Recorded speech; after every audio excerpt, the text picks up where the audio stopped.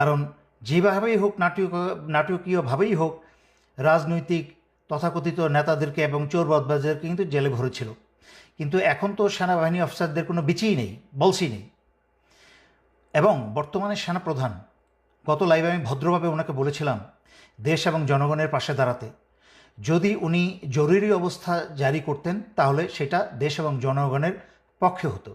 কারণ জরুরি অবস্থা জারি করা মানে হচ্ছে স্বৈরাচারী শেখ হাসিনা আর ক্ষমতা নাই। কিন্তু আমি যতদূর শুনেছি কারফিউ জারি করা হয়েছে। এর পিছনে ছোট্ট করে আমাকে একটু ব্যাকগ্রাউন্ড বলতে হয়।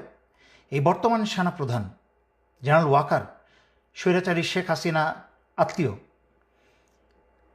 তার কিন্তু লেফটেন্যান্ট কর্নেল হওয়ার যোগ্যতা ছিল না। ওনার শ্বশুর সেনাপ্রধান হয়েছিলেন, সেই সুবাদে স্টাফ কলেজ করে এদিক ওদিক করে ওনাকে আমি অনেক অল্প বয়স থেকে, মানে মেজর অবস্থা থেকে ওনাকে আমি চিনি।